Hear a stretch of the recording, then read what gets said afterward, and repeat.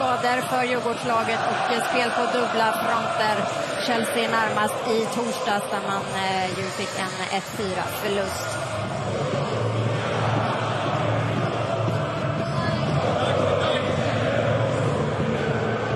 Come on!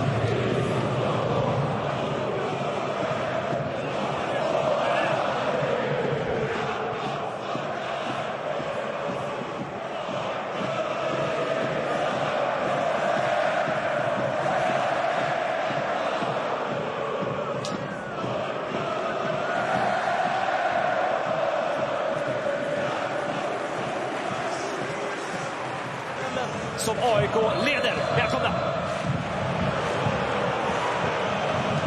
Det är en sån här spelare som kan hota djupet också. Spelar ju enormt mycket Adam Ståhl. Vi ser mycket pulverna kvar. Den kommer fram! Och precis utanför från Selina.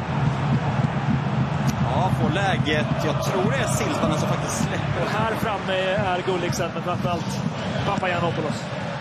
Oj. Papagiannopoulos först, då var det inga problem där. Så får han lite knuff av Gulliksen. Och så ger han igen med att knuffa tillbaka och...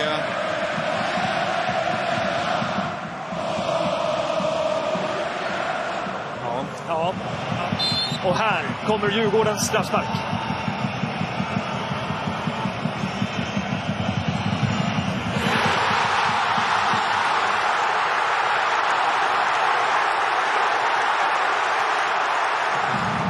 Två huvuden längre än alla andra i den duellen. Ner för Saletros. Saletros chippar in. Tideman Hansen!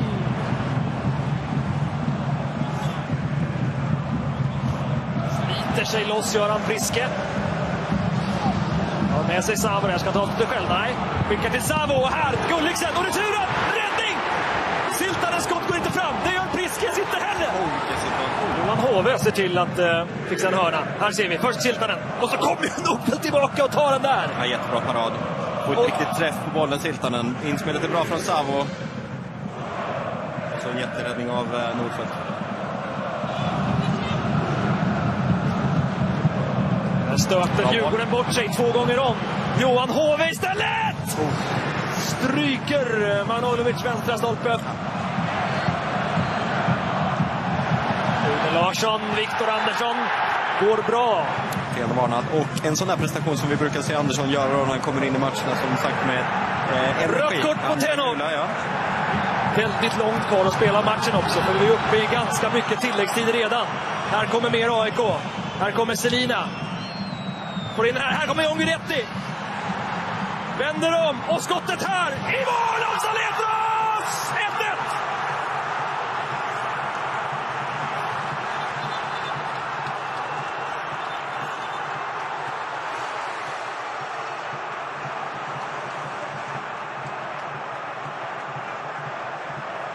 1-1! Och det är kaos i Djurgårdens straffområde. Saletros är rättet. Här kommer Djurgårdsdödaren Selina. Vad hittar han på? Han kliver förbi Stensson och chippar in den till Jonguretti. Men det är spridda visslingar, spridda burop. Matchen är över. 1-1. Och svårt att veta egentligen vilket lag som är mest. Ja, Mackan, om vi ska ta och summera derbyt.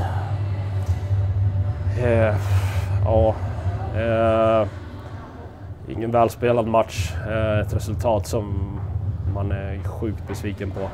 Tycker vi förtjänar mycket mer. Vi sitter ihop som lag otroligt bra hela matchen, tycker jag. Det är liksom, fram till utvisningen känns som att de inte har ett enda skott emot oss. Och det är otroligt tufft att stå här med 1 poäng bara. Sen gör vi allt vad vi kan för att freda vårt mål i slutet. Tyvärr lyckas de göra 1. Så det är stor besvikelse. Men de inledde piggt första kanske 10 minuter första kvarten och sen tog det över. Ja, de fick lite inkast och lite fasta situationer. Liksom, skapade inte någonting på det, tycker jag. Så, men det är sättet de spelar på. De lyfter långa bollar och vill ha mycket avbrott och fasta situationer. Och, de är duktiga på det, men jag tycker vi försvarar oss otroligt bra mot det. Vi är sjukt starkt att inte släppa till något på på fasta situationer i stort sett, så med tanke på att de har en del så det är, ja, man är grymt besviken. Det var ganska hårt där ute idag. Jo, men det är allt som oftast de här matcherna, så det smäller åt båda hållen, så ja, synd att vi inte står här som segrare. August, om vi ska ta och summera derbyt mot AIK. Jo, men en bra fight från alla. Alla på läktarna, alla på plan kämpade tillsammans. Så det var det positiva. Sen vi tycker vi spelar en bra match och egentligen förtjänar mer än det vi får. Hur kändes det när AIK fick sitt övertag på slutet med en man mer?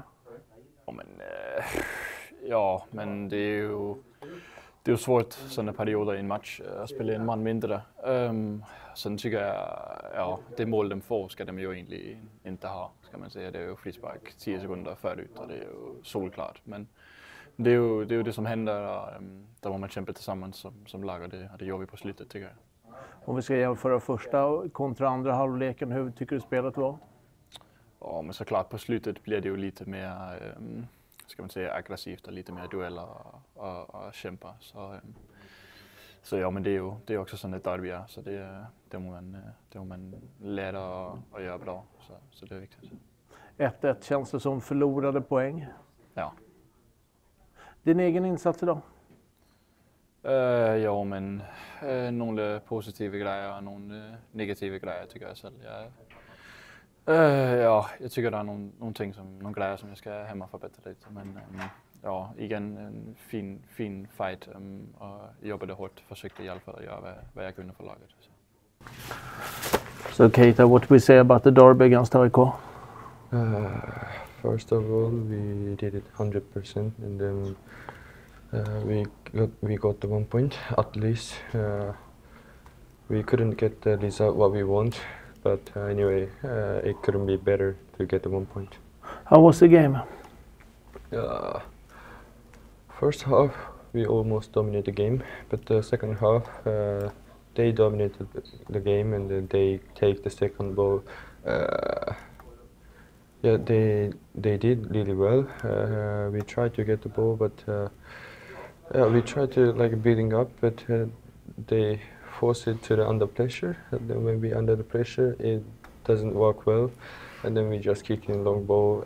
Of course, they are good at the defensively long ball, and then they just kick behind us, and then they get the throw in, long throw, like set pieces. So second half is they dominate the game. We need to develop, and they really well. So we should get the ball and then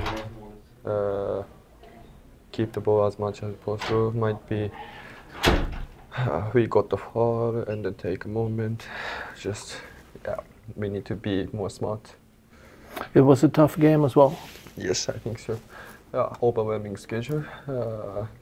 3 days before, we had a game, and then now only 2 days between the game. But anyway, yeah. How tired are you now? I'm tired, but it's okay. Yeah, I'm ready for the next game. Yeah. Ja, då är det dags för presskonferens efter Djurgården-AIK. En match som slutar 1-1. Och vi inleder med att ge ordet till bortalagets tränare. Varsågod. Ja, tack för matchen. En härlig derbymatch. Intens stämning, fantastisk intensitet på läktarna. Supporterna från bägge klubbarna visar sig från sin bästa sida. Och jag tycker att lagen också är väldigt intensa och utmanar varje andra. Väldigt fair spelt derby, selv om det blir någon tuffa dueller. Vi känner lite på en besvikelse efter matchen,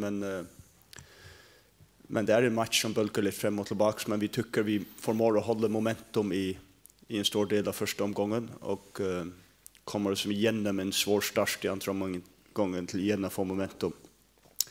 Och så blir matchen ju präglad av att det blir ett lite annorlunda straffe, så det blir lite uppbacke för oss och de blir reducerat till 10 man. Det påverkar matchen så men överordnat så är det mycket vi är nöjda med men skulle önska att ha tagit ut mer av matchen. Tack för det. Och varsågod Janni. Yes, I feel pretty much the same, that it was close to have a win for the first time in a long moment to win a derby. There was a lot of difficult moments as a coach. First of all, of course, I'm really pleased how the team performed. There was a really good fight. We made quite many changes in the starting lineup, and then had a bit of maybe different approach with the midfield to secure a bit our second line, because the back line, because AIK was a really direct team, and then I think many of the players did a really good game. But there was a lot of moments that changed the approach, like we had to do two substitutions already in the first half. That changed a bit the approach or the plan, and then the second half, especially when we did the subs and then the red card came. So there was a lot of different moments and really difficult to react from the bench. But then I think it was pretty much the way the match we expected to be. AIK was strong in the areas we really much expected them to be, but then I think we managed those really well, and then a bit of ifs in the 1-1 goal, because I think it was a clear foul against Kosugi in that one. So, and that what the players were protesting a lot over there, and I felt a bit the same. But then would that have secured us the win? Difficult to say, but then it was basically fighting to secure the point after that. But then what is the most worrying about after this kind of game is that we got a bit more injuries, so that's the difficult part. Tack för det.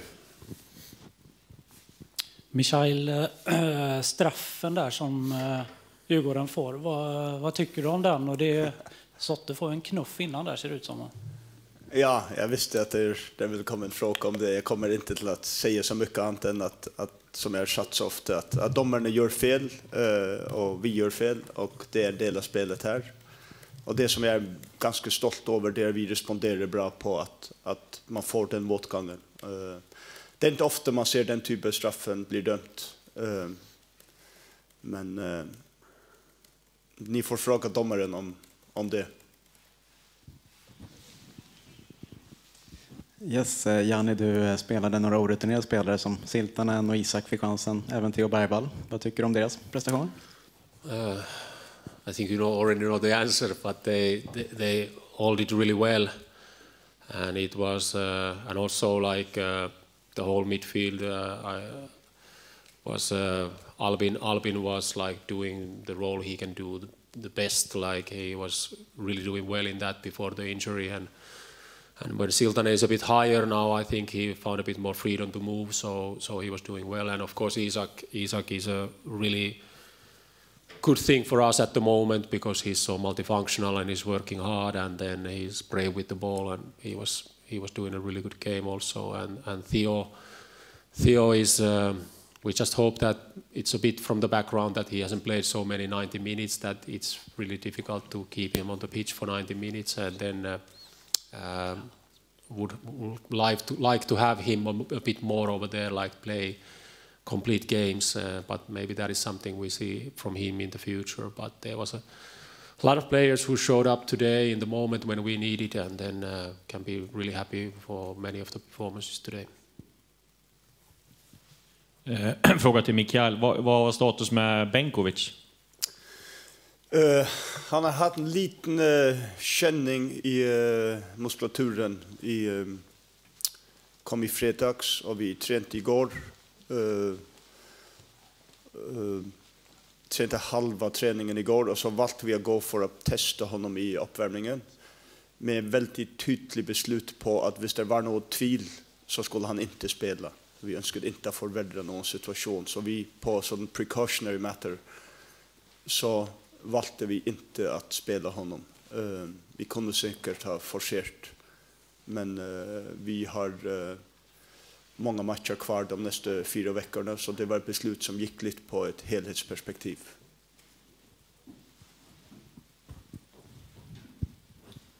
Janni, ett antal förändringar inför match. Var det ett svårt beslut att göra så relativt stora förändringar inför en sån här viktig match? Och var det ett svårt beslut att plocka av Gulliksen när du gjorde det med tanke på hans betydelse i matchen och så svårt ni hade drabbats tidigare under matchen? Yeah, it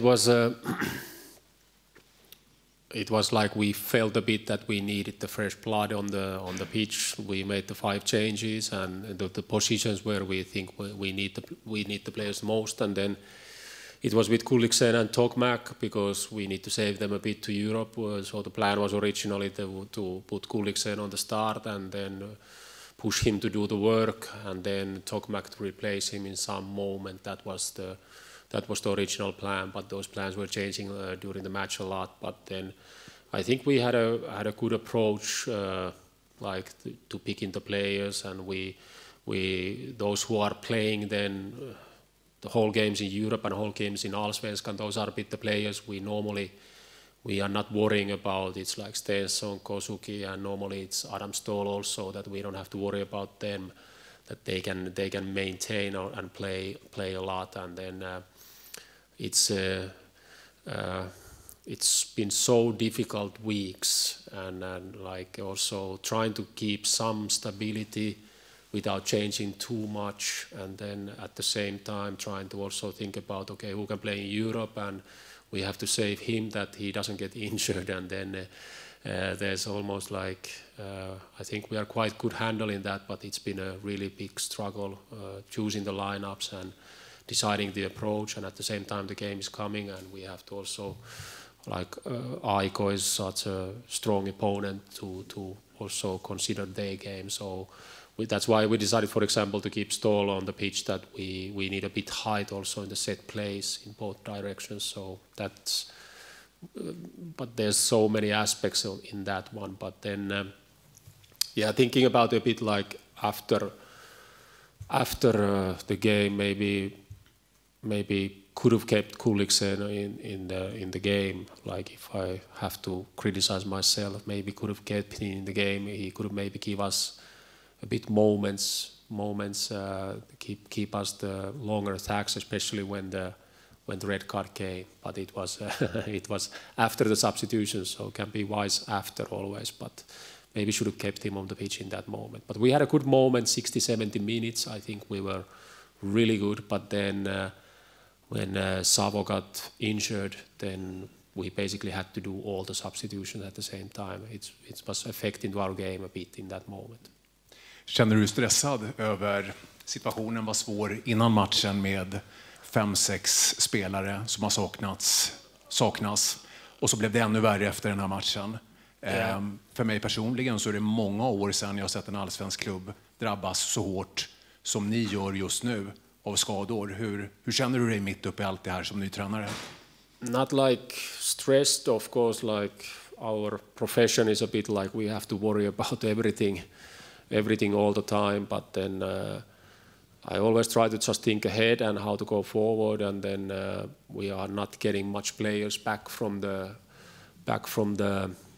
like the players who have been injured, like Schüller and those guys, Åslund, but then Zugeli might come during this spring. He might come, so I think there was some good news in that, but then have to think in a positive way that Isak has now got a lot of responsibility. He has been good, and then I think we just have to like push the young players a bit up from the academy. There was Ahmed was with us already on the bench, so I think he will be now more with us if those injuries are bad. So we can see it in a good way, and I'm just really happy with the team that they can manage these kind of changes, what we are doing all the time, like a lot of changes every game, and also a bit of tactical changes, and then they are the ones they have to do it, and they are keeping us stable, and there's certain players who are doing really well in that it's important that now we just stick together and then look forward and think in a positive way and trust the guys we have. Då tar vi en avslutande fråga här borta. Mikael, När kvitteringsmålet kom så gestikulerade John Guidetti ganska tydligt ut mot, jag tror det var er bänk, och så tog Kakulis på sig västen igen. Det ser ut som att han skulle bytas in. Var det mot dig som John firade och markerade att han ville vara kvar på banan? Nej, det tror jag inte, för han skulle inte bytas ut. Så. Vi skulle spela, vi tänkte formationsändring till 3-5-2 med Kaku och John. Så jag var ganska upptatt med bytet och vi tänkte någon taktiska saker. Så jag tror bara att det är passionen hans och ledarrollen hans. Han önskar att visa alla i och runt klubben vad mycket det betyder. Och det fick vi se på en väldigt fin måte tycker jag. Så, ja. Då säger vi tack för idag.